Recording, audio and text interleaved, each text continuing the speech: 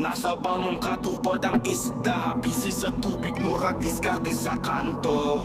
But fishing iba'y ayaw kumpiyansa, murag hasla sa dagat, tanaw-tanaw sa tubig, aron makakwarta. Lambat o prisi, kinabuhi sa lawod at kung gitaya, magmampo aron sa Ginoo para makakuha o maista sa lawod. Mauy akong kasadya sa fishing, way hunong sa pagpaning kamot o pagpanagat, hangtod makuha ang gasa. Kalipay kung makakuha sa dakong lapu-lapu, kalipay sa pagpanagat hangtod sa gabi. Palawod ang stage, ako imong kauban nimo sa lawod sa kinabuhi. Bisan Walang huli natin mga pagpapahon fishing, mo kunti lang. hambak ka nato. Silbing sa pangisda, ang atong trabaho. Mga taga-baryo, kamalutang at dili pamilyong Ano pa nagsugat to?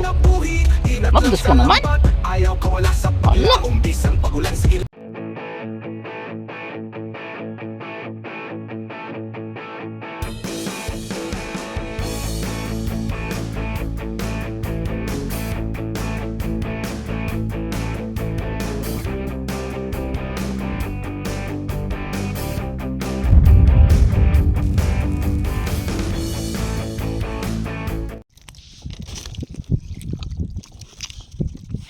Sarap pag may sili. Kabila.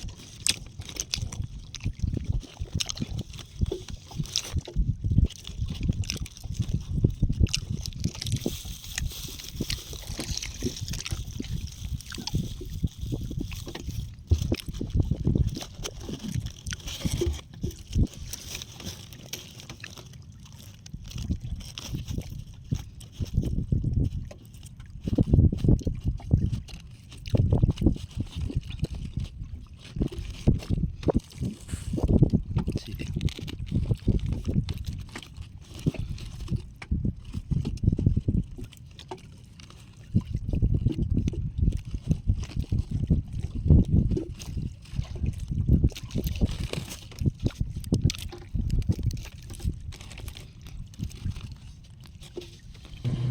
Ayan mga ka-fishing, voice over lang tayo. Sarap. Yan pala yung ulam ko ay ituman o gaot na tawag dito sa amin. Lapu-lapu po yan. Hindi lumalaki masyadong lapu-lapu, yung kulay itim. Isang variety, isang lapu-lapu. Yun ang pangmerienda ko. Meron tayong pain mga fishing para sa pangati. Ayan.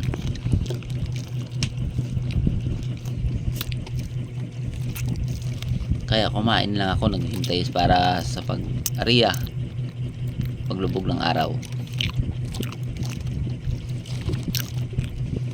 Ayan, thank you. At dito magsimula na tayo sa pag-ariya. Nagsimula na tayo. Hindi tayo nakapag-video sa pag-ariya dahil muna na pag-ariya dahil may rami palang akong kasama. Kala ko konti lang kami. Pinamariya kagad ako. Hindi ko na binidyo. Ito gabi nang kumain ng pusit. Madilim-dilim na. Yan, unang kain mga ka-fishing. Naiariya ko na yung patapon ko. Ang ginawa ko, pinalitan ko na lang ng pain yung payaw ko. Ito na yung sa ano natin, tawag sa imas, saranggat o unda naman dito sa mga lawisanong unda ang tawag nila.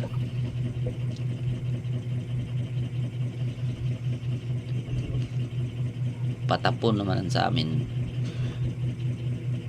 Patapon. Ibig sabihin yan ano, sa Tagalog ano pa patapon?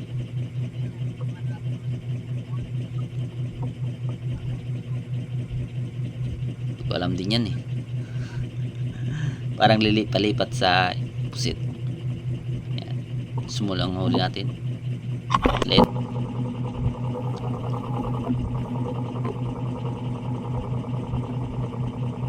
Ganun to sa Tagalog yata, palipat, lipat, tapon. Yan, pangalawang kain.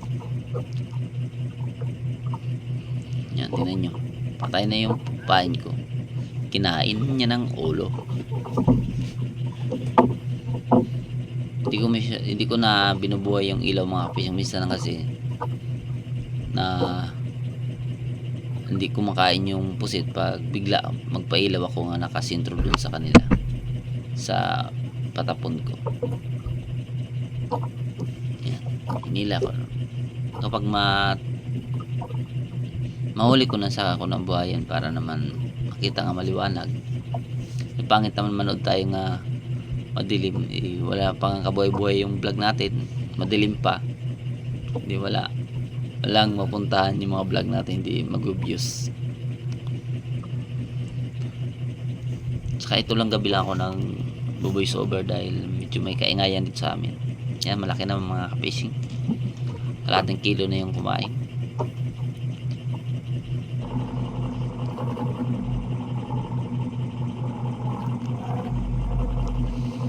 Mag-voice over ako pag tingin kong tulog na ang lahat. Kaya ang maririnig yung mga fishing sa voice over ko yung ingay ng selling pan.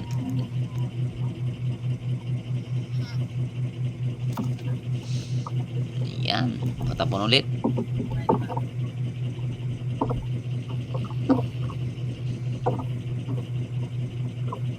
Pag tinamaan na, saka ako nabuhayin yung ilaw. Sanit mo na kaya madilim siya, saka liliwanag na naman.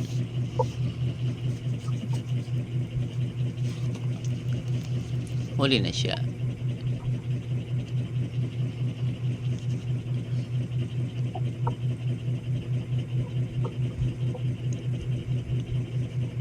Ganoon lang mga ka-fishing. Tingnan nyo yung ano ko nandun na, kasi yung sa puwitan niya side, kasi bumubuilo pa yung bangka. Yan, laki. So ginagawa ko yung mga fishing para hindi nasa tapat yung sa ilalim lang yung patapon mo, hindi yung kakain mga fishing ang pusit. Kailangan naka-distansya yung bangka sa kung saan kumain yung pusit.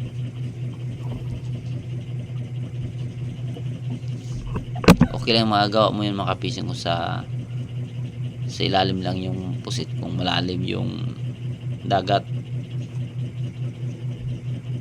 Pero dyan sa pinapanagatan namin ay 3 dipa lang po yan.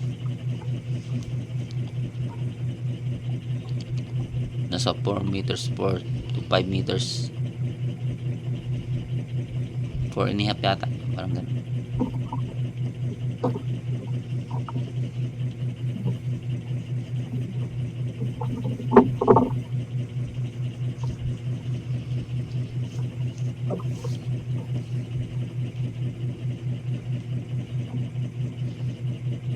Yun.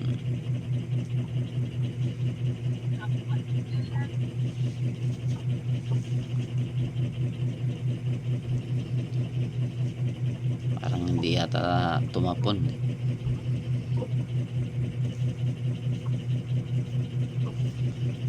Bakit madilim ka? Hindi ko napailaw yung flashlight natin pagkahuli.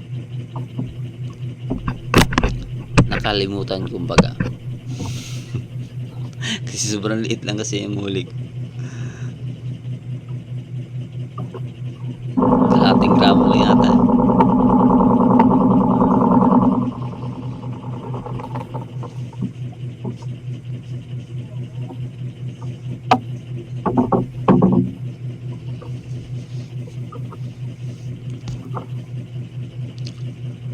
Palit naman tayo pag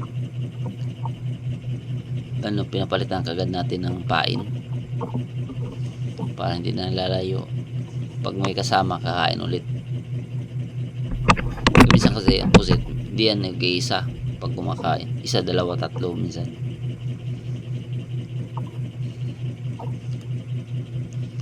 Kaya kung may hindi pa malayo sa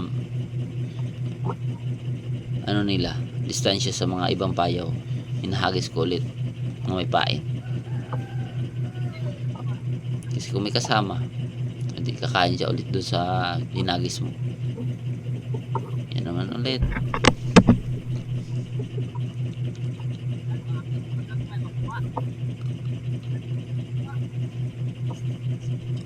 Medyo may kahirapan din pag magpatapato pag baguhan ka lang. Hindi isang gumagamit ka ng propasayan, mabilis lang. Sanit ka lang ng sanit, hila ka lang ng hila. Hihintay ka lang may kakain. Pero yan, mag-aabang ka. Pagdating pa doon, dahil sa dami ng payaw, kakain ka agad yun. Isa-isahin mo yun pagpunta para magpatapon.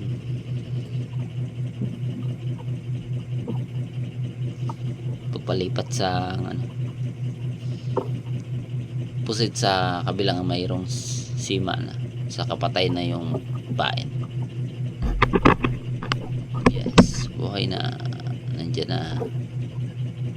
Huli na, huli na.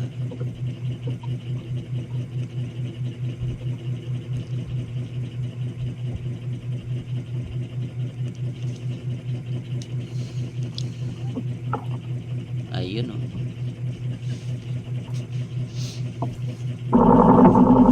Halos karamihan ng huli ko mga fish hindi malalaki. Medium saka large lang. Kalahating kilo. Wala akong huli may 1 kilo, wala.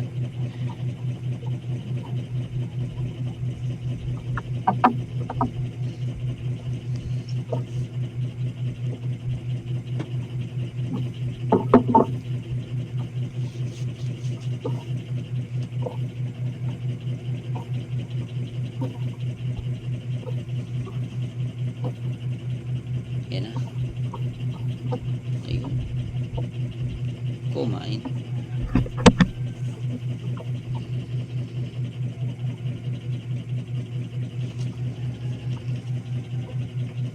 Yun lang. Nagumo.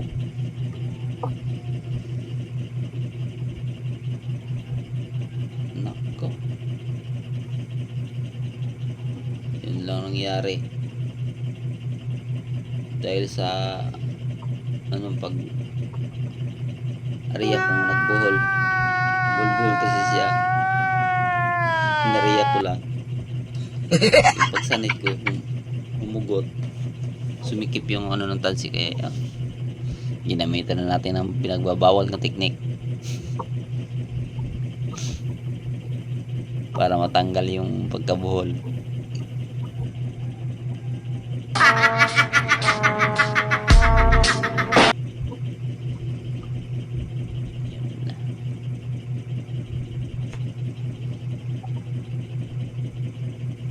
Yes. Puro na dyan yung pusit. Hindi na yan makabitaw dahil nasanit mo na.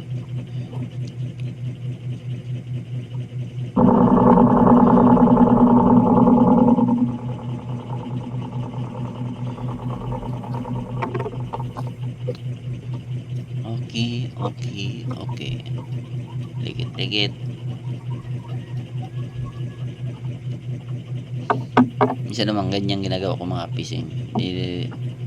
Binubuhol ko para nga hindi magkalat yung tansi.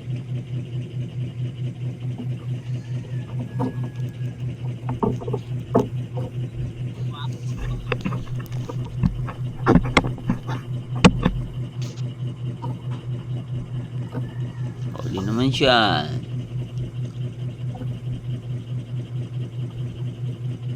Tingin-tingin tayo para may tumayo ba.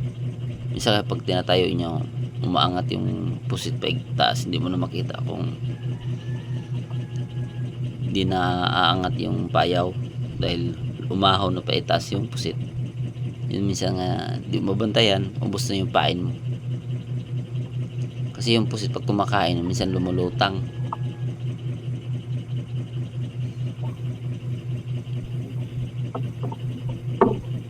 Ayun no, malaki ah.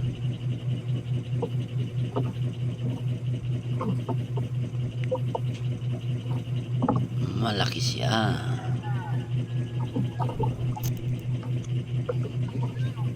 Tsaka ito lang yung mapakita ko siguro mga kapising yung video dahil nalobat yung camera ko. Ang ginawa ko, hindi ko na pinalitan ng battery. Mayroon tayong reserva ng battery. So, hindi ko na ginawa dahil sabi ko tama na to nga video. Dilat natin yung video dahil masyado mahaba na yung video natin. Wala na manonood, sobrang haba.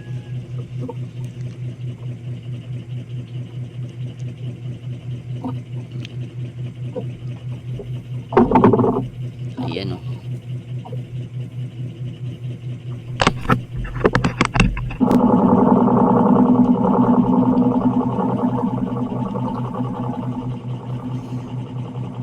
Kahit nakaharap yung flashlight natin sa camera, hindi pa talaga maliwanag kung hindi mo i-open yung flashlight nga nasa harapan ng camera.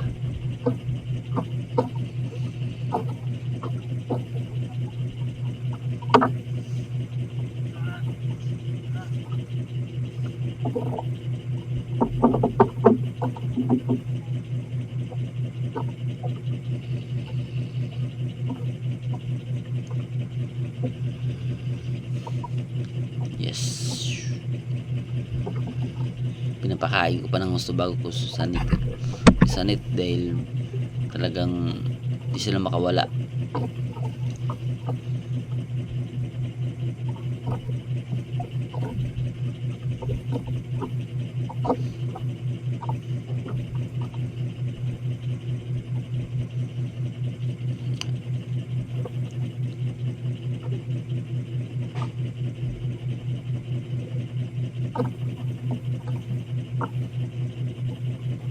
Ayun o.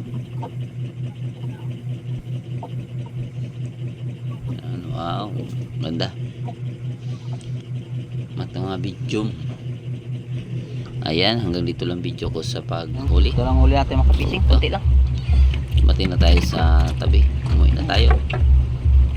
May nanghihingi pa oh. Meron pang nagsugat. Meron akong bisita mga kapisi. Magdos ka naman. Nanghihingi Ala. ng ulam.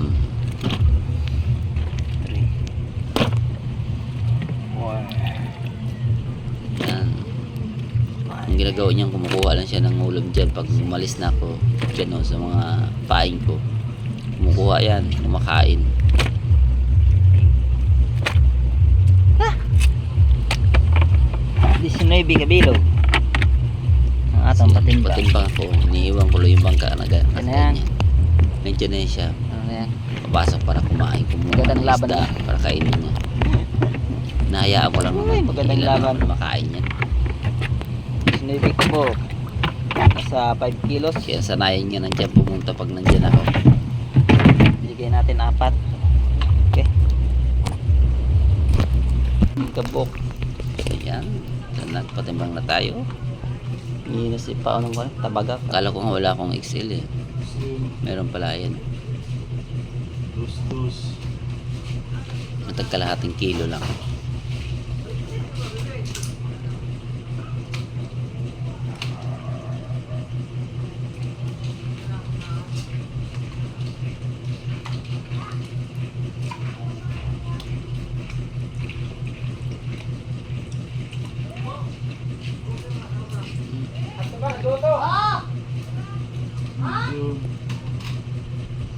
Hirap ito pag kaunti lang muli natin. Saka maliliit. Matagay! Kapag ganito na, patungo na sa habagat yung pusit, maliliit na. Ayan mga kapising, ito yung binta natin. Gabi ko na nakunan. Saka di masyado ako nag-i-edit dahil mas ingay pa ang paligid namin dahil mayroong pista. Lapit lang sa amin. Kaya mayroong tugtog. Ito lang yung video natin ngayon na gagawin. Bukas na tayo mag-edit. Ito yung XL natin, 2.2. Maliit lang. 2.8 naman yung 2.85 naman ang medium. Ang large natin ay small Ono 35. Ayan. Meron tayong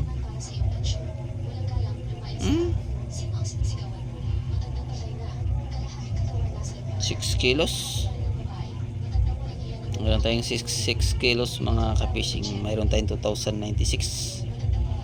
Hindi natin nasundol mga fishing. Wala tayong pain, wala tayong tamban o tuloy. Ito lang muna yung income natin. Maraming salamat. God bless sa ating lahat.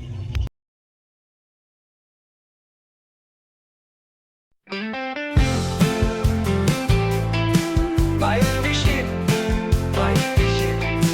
Dakong bangka sa kadlaon, dasig lang. Palawod lang, tagihapon sa kinabuhi, simple lang. Tara na para makasayo na ta. Ang balut sa dagat sa kabuntagon, gininhawa sa hangin. O kasi ka sa mga isda, ilabay na ang lambat, aron kita makakuha. Magdepende ang panahon, tinuod nga risko ang panagat. Sa dagat kami nabuhi at makakaon. Batch fishing sa baybayon akong namaan. Among pangabilawang daw sa dagat, paniguha o pangandoy akong baon. Pugma sa tubig ipapaon sa akong pamilya. Sa kasakit o kalis o dili mapalupig, ang mo gihapon dalang nga unta makaginhawa.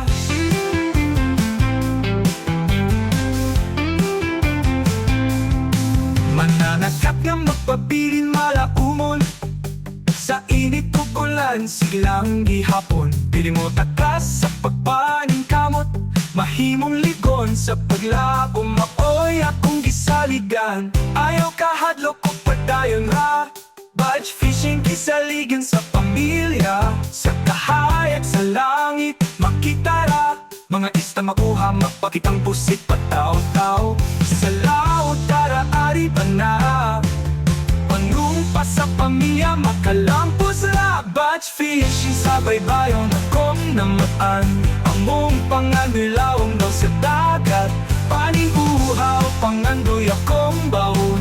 Kugma sa tubig ipapaon sa akong pamilya. Sa kasakit o kalis o dili mapalupig, ang mo gihapon dalang na unta makaginhawa.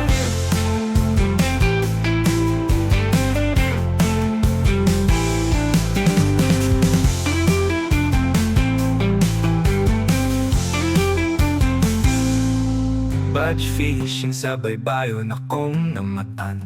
Among pangandilawom daw sa dagat, paningguhaw pangandoy akong baon. Gugma sa tubig ipabaon sa akong pamilya. Sa kasakit o kalis o dili mapalupig, ang mo gihapon dalang na unta makaginhawa.